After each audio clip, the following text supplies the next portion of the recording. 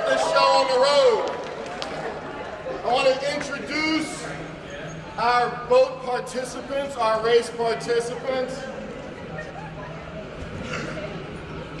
In our boat here, this is Silas Wharton.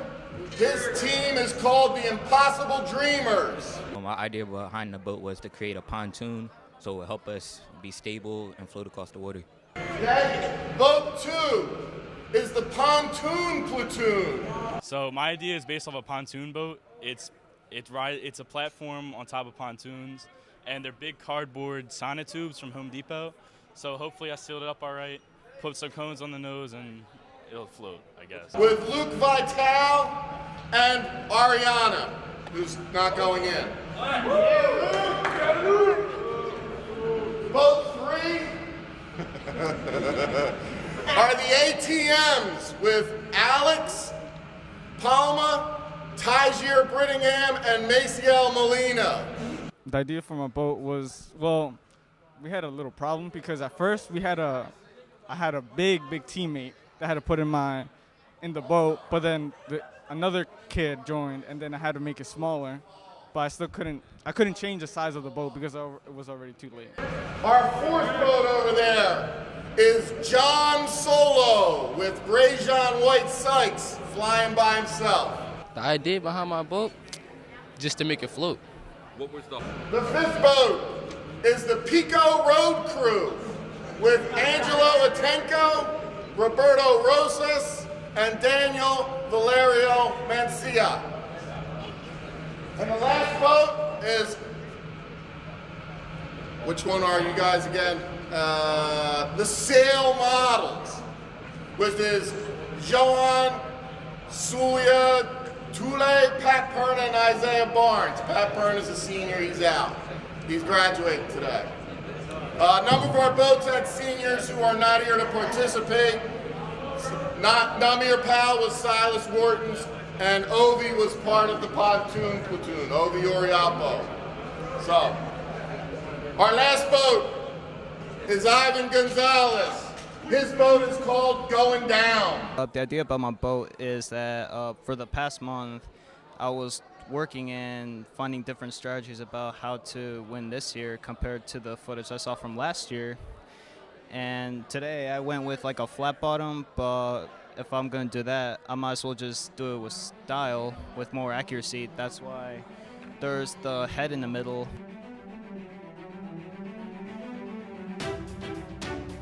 Like, first of all, you have to have layers and make sure that like the cracks are sealed. So as soon as you put it in the water, the water won't get through. It was a pretty fun project. We're better get in. I feel pretty confident I'm going to get a little bit wet, but I don't know. The hardest thing about doing this project is trying to get the glued pieces in place without it just like moving out. We had to use weights in order to keep it in place. Honestly, I think I'm going to float. If it gets too bad, you just use masking tape and packing tape in order to keep it in place. The hardest thing about doing a project is putting it together. Some things that you do for the boat, like paddles for example, you could do in your own time. I think the hardest thing is time management because I procrastinate a lot and had to do a lot of it last minute, and it's really not good to do that last minute. You have to space it out over time and be persistent with it. Oh, I'm not really that confident about my boat. My boat's way too long for the small people in it. It's just gonna sink. And today, hopefully, my boat doesn't sink. If it does, God help me. Good evening, ladies and gentlemen, and welcome to the Norristown Area High School Pool. You are now looking live at the second annual Rich Campbell Regatta. This is a contest started by our famous tech ed teacher, Rich Campbell, where the students will attempt to negotiate 50 yards in the pool in makeshift boats that they have constructed over the course of the last 6 months. Maybe I exaggerated on the 6 months, but certainly some of these look like they were put together in about 20 minutes. So we'll see if they're going to be able to make it up and back. So a total, again, of 50 yards. We have 7 total boats that will attempt to make it. We have a disaster right off the start. Oh, my. That is ATM, the 25-to-1 shot, who has already seen some issues, and it doesn't look like they're going to get more than 6 yards away before they're going to cease to be involved in this particular race. And what we remember from last year is the difficulty in the start for many of the boats. You could tell right away who was going to be successful and who was not going to be successful. Last year, considering it was the initial race, there was a number of boats that had immediate damage as soon as they got into the pool. We're hoping now that there have been some improvements, and that now that this is the second time through, we expect a much better performance. If not, that means Rich Campbell clearly has not done his job. Well, right away, we see most boats are off to a decent start. And our favorite today, coming in at a 7-5 Vegas line, is the Impossible Dreamers, who are located in Lane 1. In Lane 2 is Pontoon Platoon. Lane 3, was ATM. We'll have to see if they have gotten that carcass off the road yet or not. Lane number 4 is John Solo, coming in at 4-1. Lane 5 is the Pico Road Crew at a 3-1 shot. And the Sail Models are in Lane 6, and arriving late will be Going Down, who, if you put $1 on him, you got giant odds coming your way should he be able to somehow upset the field, as he comes in at 5,000 to 1. Now we have several boats that have made it the 25 yards to start. We have a number of people out there assisting. There is a capacity crowd on hand. You're not going to get a shot at the crowd, but believe me, it is standing room only here at the pool. So we see Luke Vitale struggling a little bit right there, as he has a pontoon type of design, a little bit of, we would say, a traffic jam there in the middle of the pool, as some of the competitors are having an awfully difficult time staying within their lane. This is something maybe that Rich is going to have to think about for next year when it comes to maybe having some ropes or something up, because it certainly looks like some boats are impeding the progress of others.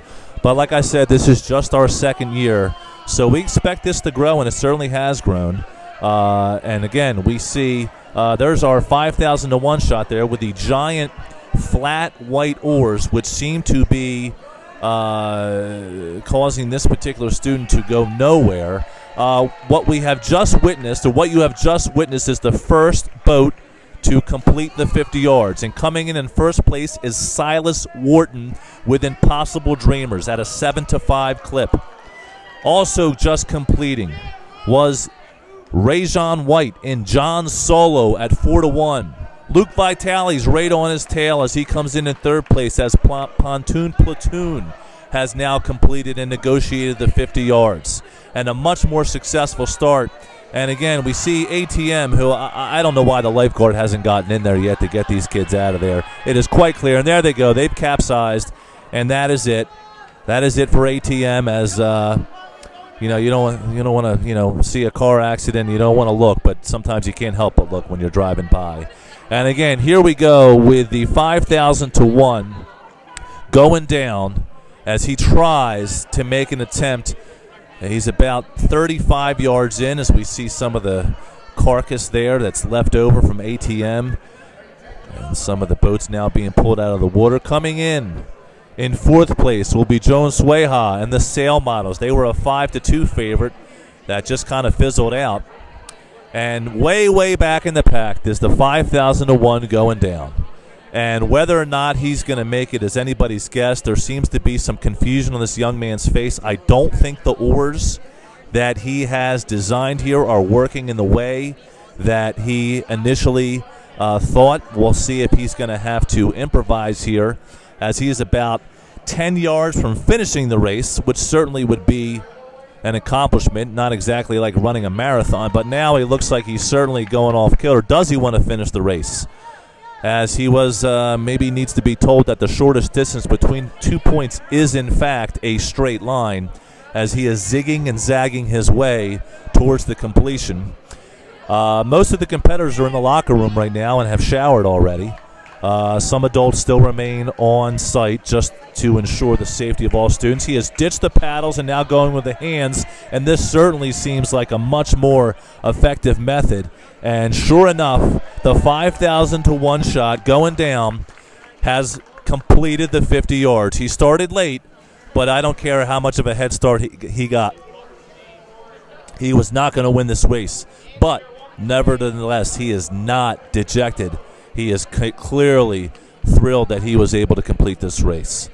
So, with that said, that is the second annual Richard Campbell Regatta. We thank you for joining us. We hope to see you again next year. Good evening, folks.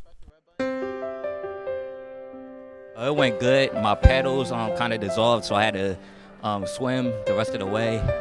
It was a good win. We all did good. We got about like 5 people that got 100s, so it was a good day.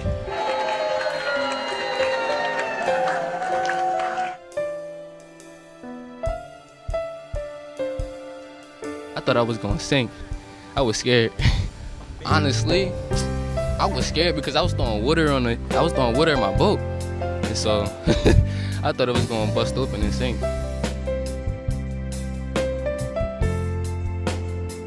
The paddles that I had were literally no use at all at the end, so I just ditched those and just used my own strength instead. My arms are basically the only pedals that actually gave me good best luck. It was pretty good, a lot better than I expected. I expected to fall in, drown, sink, all the above, Titanic, Hindenburg. But I made it 3rd place. It was pretty good. It was a fun time. And we all made it, basically, I think.